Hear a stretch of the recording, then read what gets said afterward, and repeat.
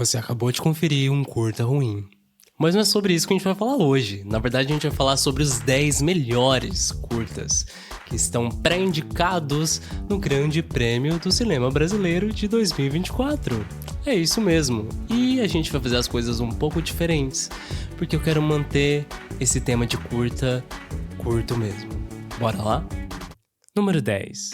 Yami Yapá, Fim da Noite. Filme de 2023, do Rio de Janeiro.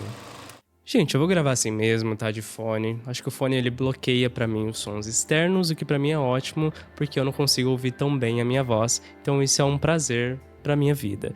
Eu sinto pena de vocês que têm que ouvi-la pra saber a minha opinião sobre esse curta que, sinceramente, ele é muito interessante, tá? A gente tá num projeto, canal, /podcast, que começou com sua premissa de ser só sobre filmes de pós-apocalipse, distópicos, enfim, essas coisas de ficção científica.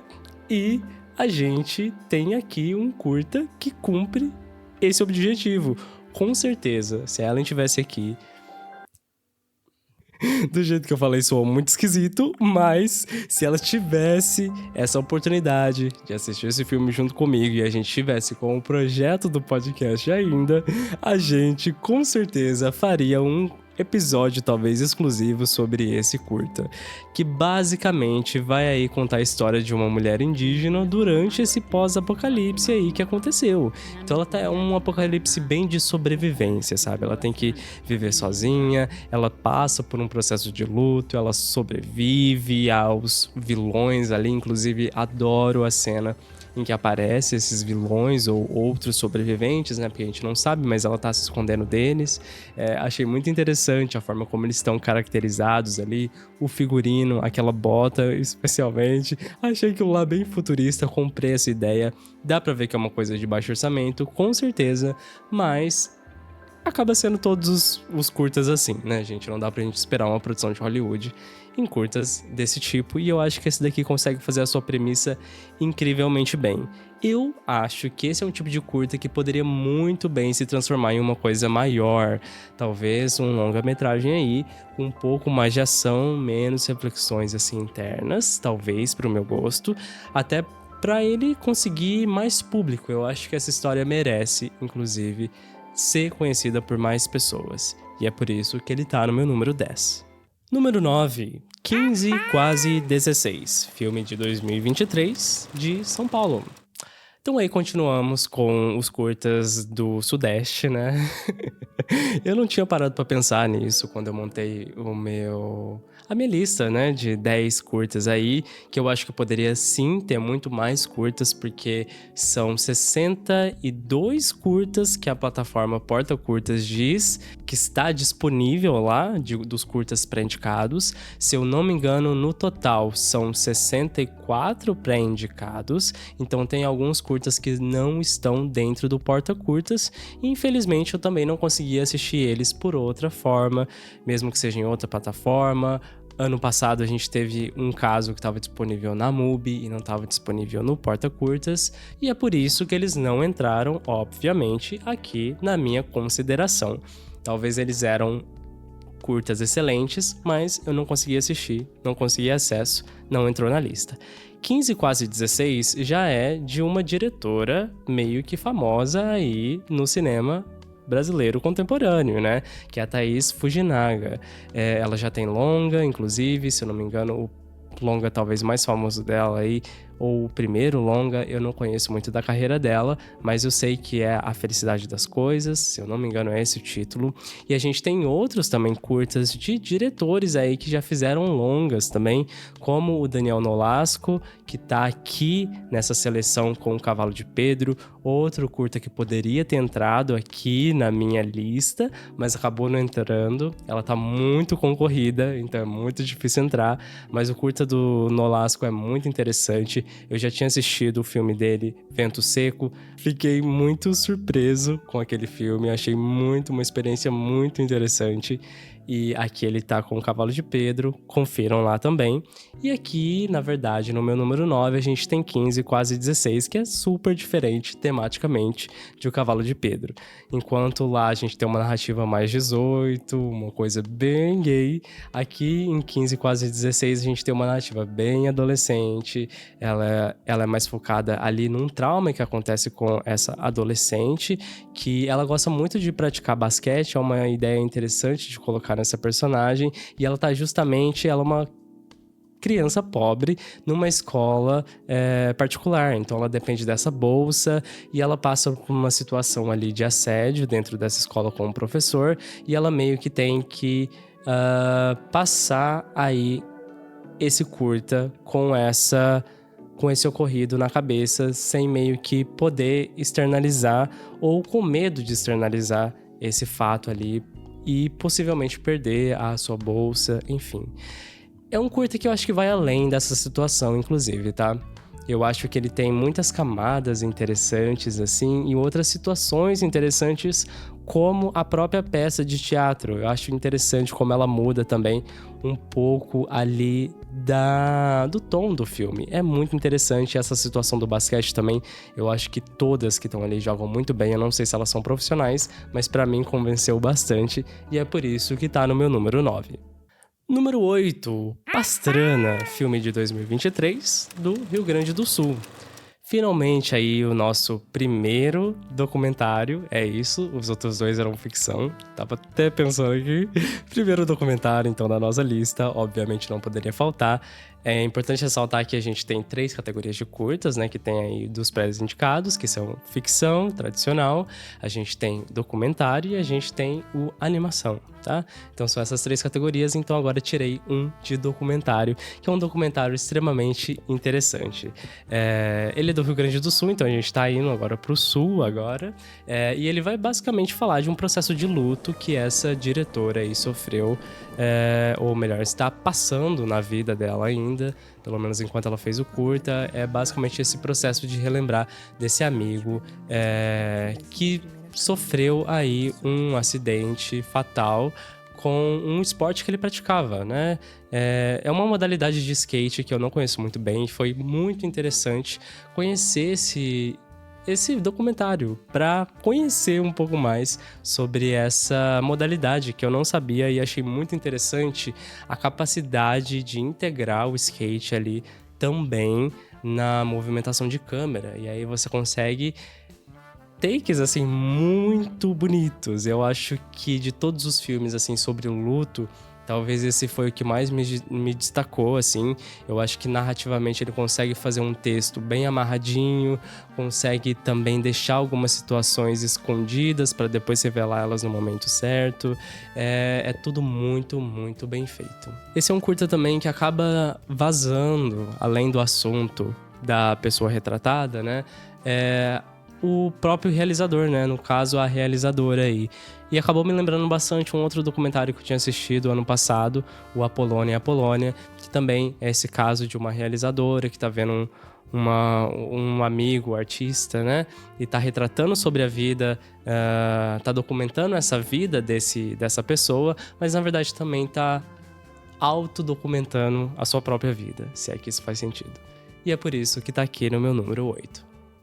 Número 7, Cama Vazia, filme de 2023, de São Paulo. Então voltamos agora para o Sudeste com um novo documentário. Definitivamente é um filme que eu não recomendo para qualquer pessoa. Eu acho que você tem que estar muito bem psicologicamente para adentrar na filosofia que esse filme quer te passar, porque eu acho que pessoas que estiverem num momento ruim psicologicamente, assim, talvez comece a interpretar aí o que está sendo dito como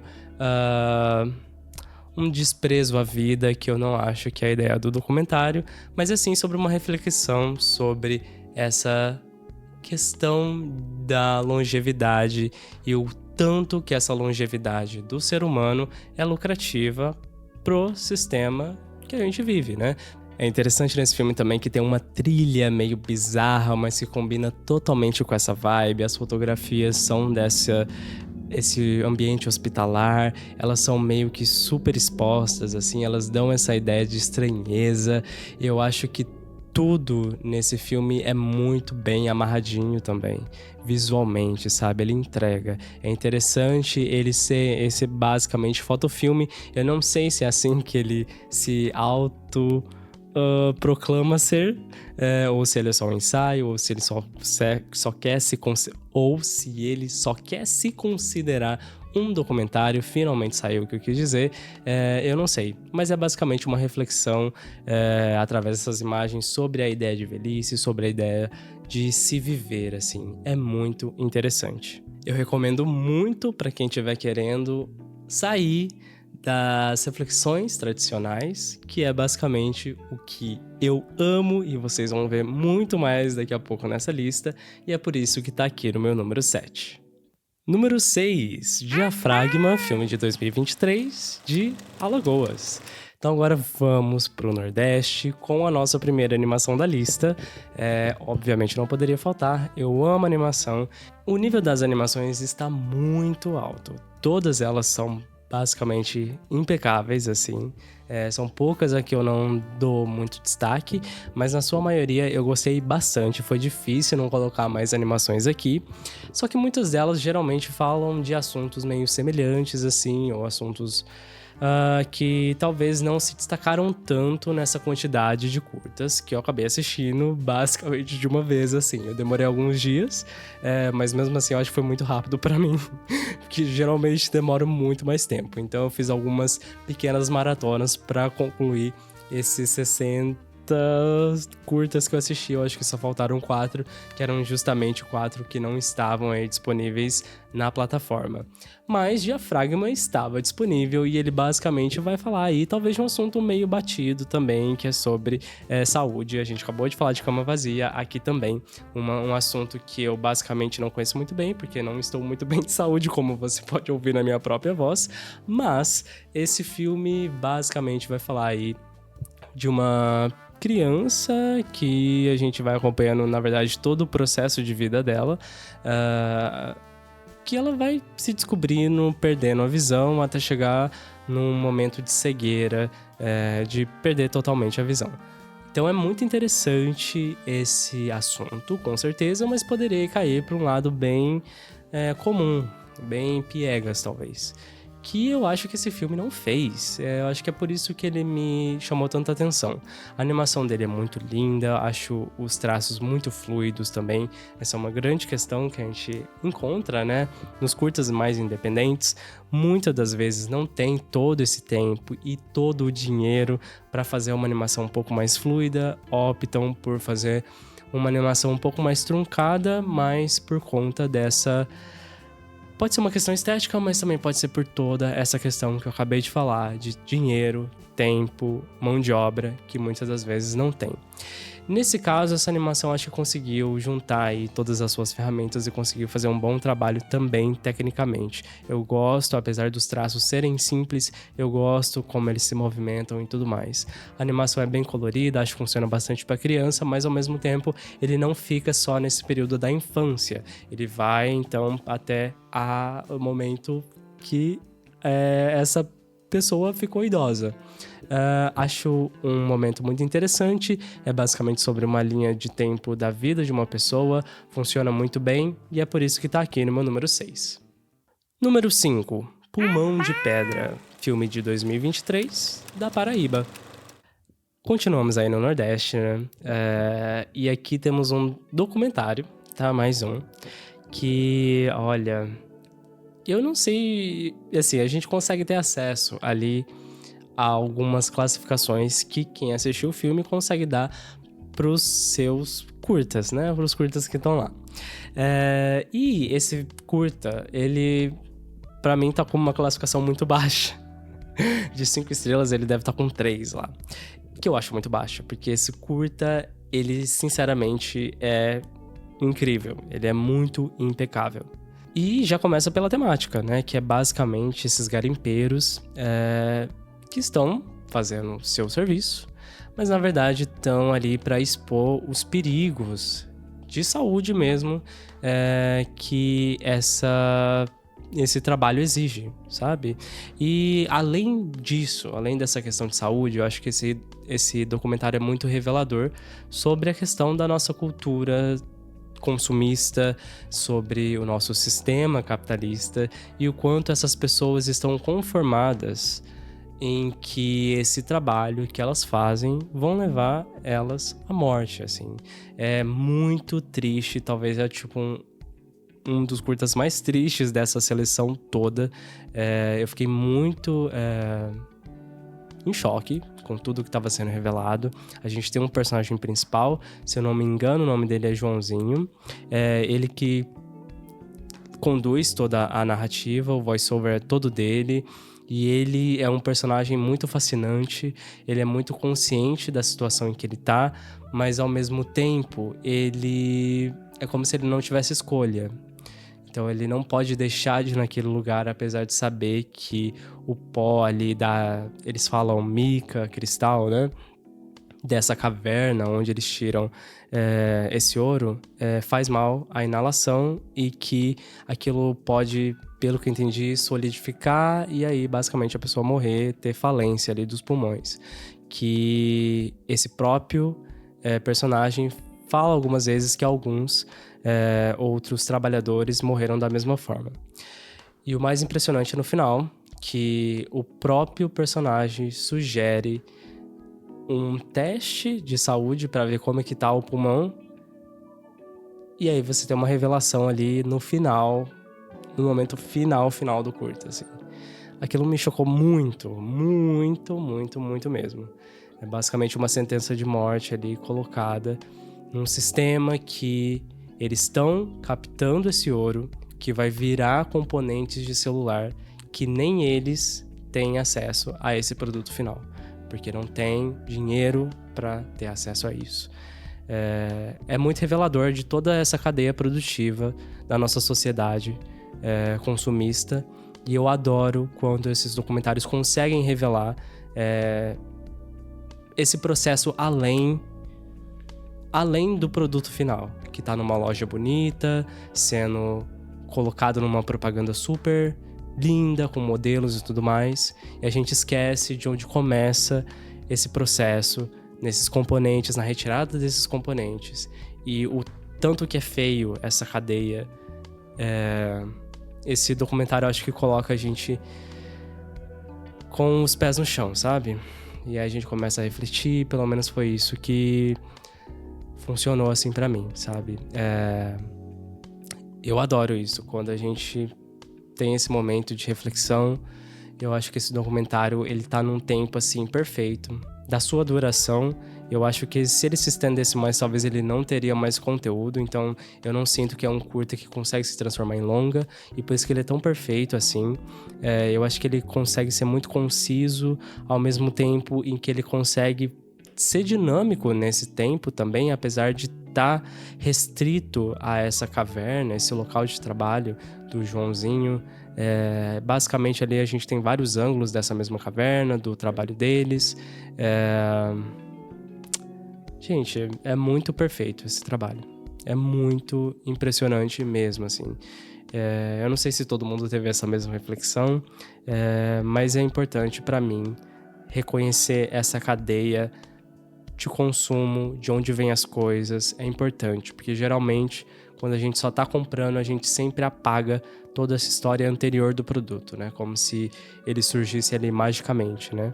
Que é basicamente uma grande questão do veganismo, né? E é uma grande pauta sobre isso também. Enfim, é uma coisa que a gente tem que tomar consciência, pelo menos, né? Apesar de a gente não conseguir fazer nada individualmente, mas ter consciência disso é muito importante. Porque é fácil a gente entrar nesse mundo encantado em que todo esse processo industrial anterior, né? Esse processo de extração, ele é tudo lindo também, da mesma forma que o produto final, mas não é. E principalmente depois que esse produto final termina a sua função. E aí? E esse processo de se jogar ele fora, esse processo de reciclagem, como é que é esse processo também? É uma outra ideia de documentário que eu adoraria assistir. com certeza. Tanto o processo anterior quanto o processo posterior desse produto, né? Eu acho que esse documentário me lembra um pouco Ilha das Flores. Por isso, essa ideia de caçar esse processo produtivo e refletir sobre ele. Por isso, ele tá no meu número 5. E dá pra ver que essa lista tá muito concorrida, né? Número 4, Ernesto, filme de 2023, de Minas Gerais. Estamos aqui com a nossa última animação da lista, infelizmente. Como eu disse, eu gostaria de ter colocado mais. Para dar uma menção honrosa aí, tem um que me chamou bastante atenção, principalmente pelo visual, pela movimentação da animação, que foi Pária. Pária achei muito interessante, apesar de narrativamente eu não acho ser tão forte assim, mas a movimentação da animação foi o que mais me chamou a atenção, sabe? É como se fosse ela vai se transformando assim entre os traços. Eu achei uma coisa bem atrativa, bem atrativa. Ernesto não é tão atrativo assim em termos de animação, porque é uma animação mais simples. É uma movimentação mais simples, traços mais simples, as cores mais simples, tudo é mais simples. Mas o que chama atenção nele é justamente o seu roteiro, obviamente. Ele, talvez, para as pessoas entenderem, eu vou dar uma referência de que eu não vi, mas eu acho que talvez pode ser a influência desse curta, que foi que eu acho que ele se parece bastante com BoJack Horseman. Ele tá nessa linha de animação mais adulta, assim. Porque basicamente vai refletir sobre a vida adulta do Ernesto aí, que ele é basicamente um jornalista e ele tem um mestrado ainda em obituário e notas de falecimento, e ele tá tendo esse jornal com muito problema, ele quer fechar a empresa, enfim. Tudo isso por conta da internet, que a internet tá acabando com os veículos impressos e tudo mais. É muito interessante toda essa reflexão, mas eu acho que vai além disso. Os personagens são muito cômicos, é muito sobre a vida adulta. É basicamente uma sátira, que é o tipo de gênero que eu mais gosto, então é óbvio que eu ia gostar. Acho que tudo aqui funciona muito bem. É bem brisado também nesse sentido do BoJack Horseman, talvez um Rick and Morty, assim. Apesar que eu falo essas referências, mas eu não sou a pessoa da série. Eu acredito que Ernesto poderia muito ser bem uma série, assim. Talvez esse seja o objetivo dele a longo prazo. Ser esse primeiro curta ser um primeiro episódio, assim, e depois fazer os outros episódios da série. Eu acho que ele até termina com essa possibilidade de ser isso. A gente tem um taxista que, pra mim, é o personagem mais icônico daí, apesar que todos meio que batalham por esse título. Inclusive o gato, na hora que ele começa a aparecer ali, ele rouba também a cena. Todos são muito interessantes. Eu acho que em termos de personagem, todos têm uma qualidade muito, muito incrível e muito única. E aquela trilha, na hora que começa a área VIP lá do supermercado, por favor, me diga qual é essa trilha, porque eu amei, eu quero estar ouvindo agora. Por isso que eu acho que essa narrativa funciona tão bem. Ela é muito única, ela é muito interessante, ela é muito peculiar. Ela é muito incrível e é por isso que tá aqui no meu número 4. Número 3, Os Animais Mais Fofos e Engraçados do Mundo, filme de 2023, de São Paulo. Tô percebendo aqui que talvez eu não precisasse falar os anos de cada curta, porque a maioria deles é 2023, né? Até porque o Grande Prêmio do Cinema Brasileiro, ele premia geralmente os filmes que foram lançados ano passado mesmo, assim, é mais difícil ter alguma coisa mais antiga que isso. Mas enfim, vamos continuar aqui com a minha burrice fingida de inteligência ou informação e vamos continuar aqui falando de ficção, que ele já tem uma classificação indicativa mais alta, tá? A classificação indicativa dele aqui, pra mim, tá como A16. Realmente, respeitem essa classificação, porque a temática dele é um pouco mais pesada. Não pesada em termos de ser super triste ou não, mas é mais sexual. Basicamente, aqui a gente tem um tipo de narrativa que eu amo muito, que é quando a gente sai dessas profissões muito tradicionais Advogado, médico, detetive, matador de aluguel, essas coisas a gente não quer mais saber, tá bom? Roteiristas, por favor, não quero mais saber dessas atuações, porque a gente não fala de profissões diferentes. E aqui tá falando de uma profissão diferente, que é basicamente uma pessoa ali que cuida da limpeza de um motel. Um faxineiro de motel mesmo. E é muito interessante todas as características que se coloca nesse personagem. Então, ele basicamente deixa um celular gravando os clientes do motel. Então, a gente pega tanto o áudio de todo o babado que acontece lá, tanto das conversas que existe nos quartos. E ele basicamente vende esses áudios para outras pessoas. No caso aqui desse recorte narrativo, a gente mostra só um cliente. Então não consegui sinceramente saber se é só esse cliente ou se são outros clientes que compram esse áudio. E até aí você pode achar que o personagem ele é muito ruim, que ele é muito vilanesco. Eu acho que não. Eu acho que, na minha visão, assim, principalmente assistindo todo o curta, fala-se um pouco mais de um certo aspecto de solidão e, de certa forma, tentar com isso ganhar dinheiro, porque eu acho que ele deve ganhar muito mal, mas ao mesmo tempo preencher assim um certo vazio dentro dessa socialização que a gente tem, porque o que mais fascina nele não é a parte sexual que acontece nos áudios, mas principalmente as conversas, assim. E isso é muito transformador durante a narrativa. Então, todas as vezes que a gente ouve essas conversas, o personagem ele se movimenta também. Isso é muito interessante. Mas, ao mesmo tempo, o que mais me chamou a atenção, não posso negar, que foi a ousadia de fazer um cinema desse, A16, com personagens mais idosos, assim, e ter toda essa temática sexual, essa tensão sexual em cima desses personagens. Eu achei isso muito ousado, gosto dessa ousadia, acho isso muito um tabu quebrando. Vocês estão ouvindo? É o tabu quebrando. Muito, muito, muito interessante. Toda a história, toda essa ousadia. Eu sei que às vezes muitas das pessoas vão achar que esse filme pode ser puro sexualização. Eu não vejo dessa forma de jeito nenhum. Eu consigo identificar muito mais profundidade dentro dessa narrativa, mas ao mesmo tempo muita ousadia em trazer essa imagem para o espectador. Eu acho isso de uma genialidade muito, muito grande, de uma coragem principalmente. Parabéns ao elenco, tá? Esse é um tipo de curta que o elenco manda muito, muito, muito bem. Eu não consigo nem destacar um só, porque eu acho que todo mundo que apareceu ali teve uma presença muito interessante, mas claro, a gente tem 2 personagens que aparecem muito mais ali.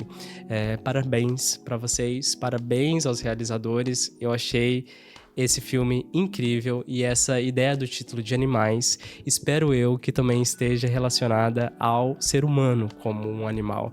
E aí você ganha ainda mais meu coração, e é por isso que esse filme tá no meu número 3. Número 2, A Pia, filme de 2023 de São Paulo.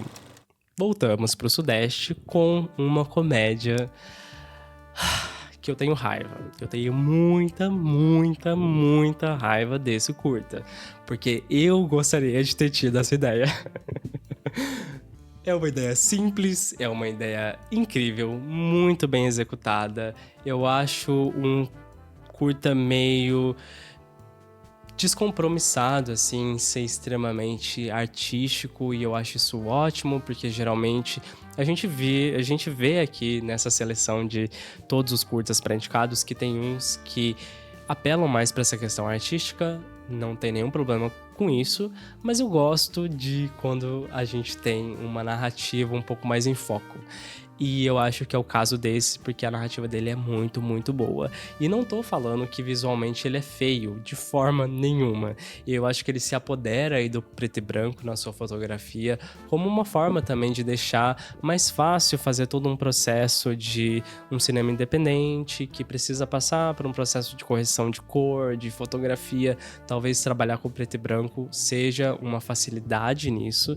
Achei isso de uma esperteza muito grande, porque sinceramente não tem uma justificativa narrativa para essa colorização preta e branca. Eu, pelo menos, não encontrei. Mas isso pra mim não me importou, porque visualmente eu quase não tava prestando atenção, porque eu tava tão embalado nessa história que eu só seguia. Que é basicamente sobre uma pia real, uma pia pertencente a um grande dramaturgo aí da narrativa, que é o Plínio Marcos, que o nosso protagonista aí diz que a pia do apartamento dele é desse dramaturgo. E aí, basicamente, ele e a colega de trabalho dele, que lê os roteiros dele, eu acho que ela também é atriz das peças dele, eles têm uma ideia de amizade, é isso que eu pego da narrativa. Eles vão começar a vender um gole da água dessa pia para outros artistas que estão buscando inspiração. E basicamente vai virar um esquema meio lucrativo. Adoro essa ideia de estar quebrado e procurar alguma forma de achar grana. A gente vai ver mais isso daqui a pouco. Eu acho isso muito relatable, né? Que eu não tô conseguindo achar a palavra aqui em português, mas enfim, sinto uma empatia muito, muito grande para esse tipo de narrativa. Que narrativa simples, que coisa incrível. Até na hora da conclusão, que a gente tem basicamente o encerramento desse caso, eu acho incrível, incrível. De novo, que elenco, gente, que elenco, assim, eu não conheço ninguém, né, de outro trabalho, assim, mas eu gostaria muito de acompanhar todos, é sério. Muito, muito incrível. Destaque principalmente pra atriz aí principal. Acho que ela rouba a cena em muitas, muitas, muitas vezes.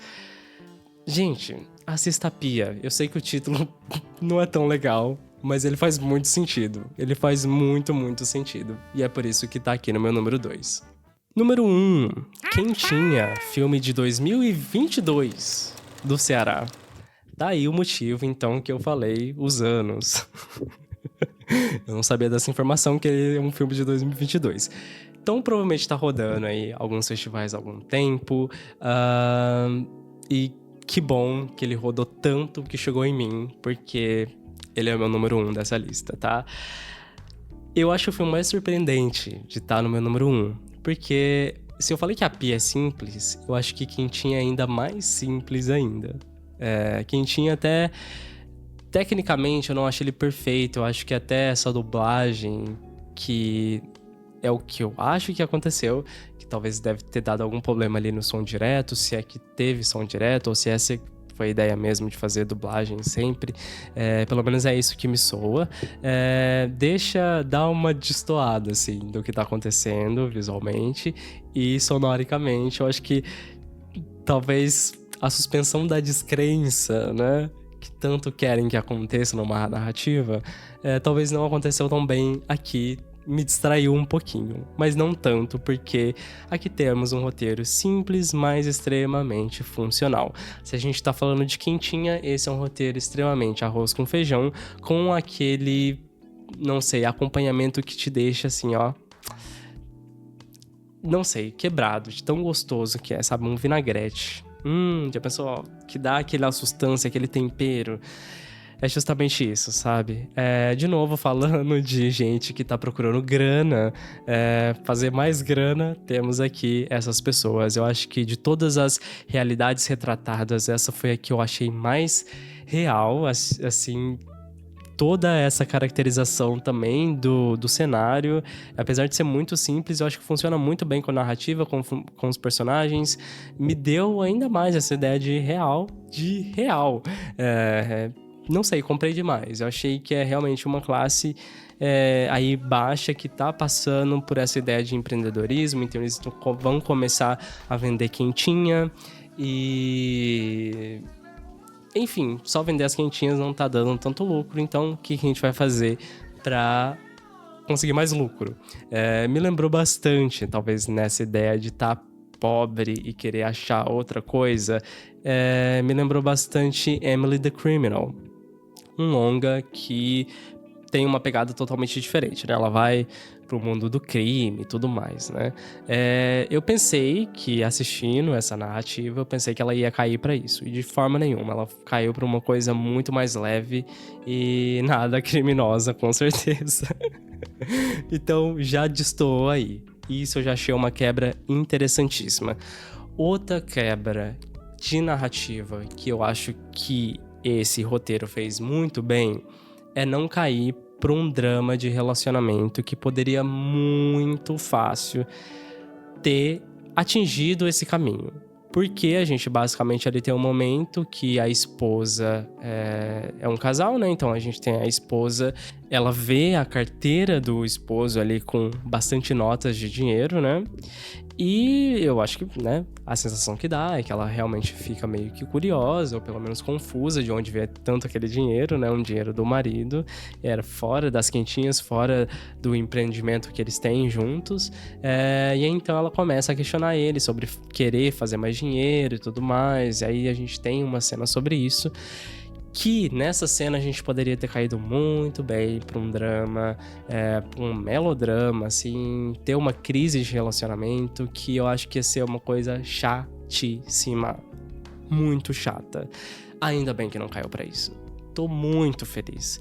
O filme é muito mais leve que isso. Eu acho que é o que teve talvez o melhor plot twist. Isso é muito raro de eu falar que eu gosto de plot twist, porque eu acho que existe uma onda de roteiristas que fazem roteiro pensando no plot twist.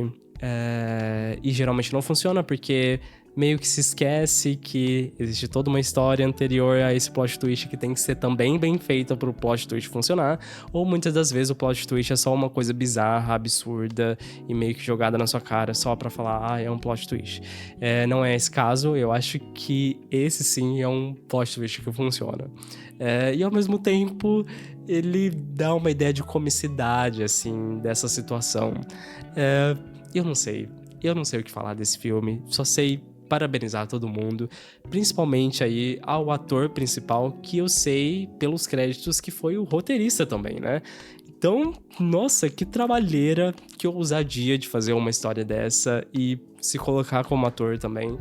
Parabéns a todos os envolvidos aí e espero muito saber mais dos próximos projetos de vocês.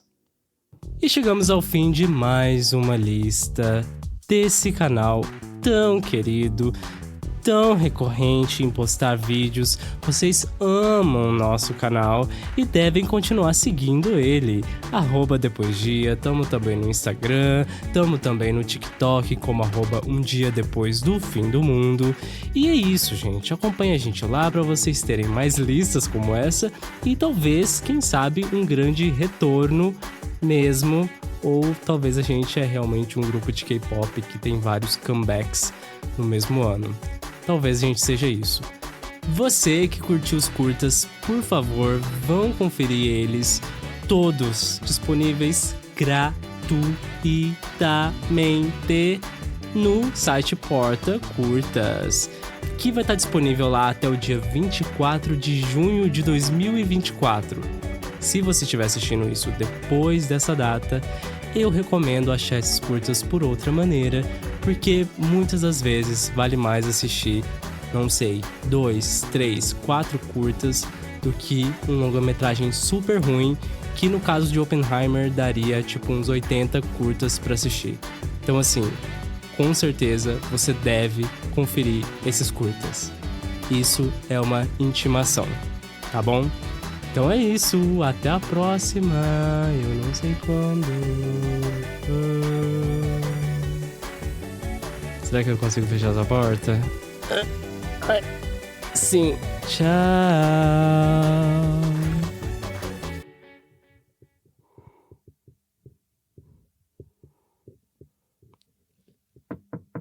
Alguém? Gente, eu tô preso. Eu tô preso. Preso. Não consigo me mexer. E agora? Hã? Alguém? Ou ninguém pra me ajudar?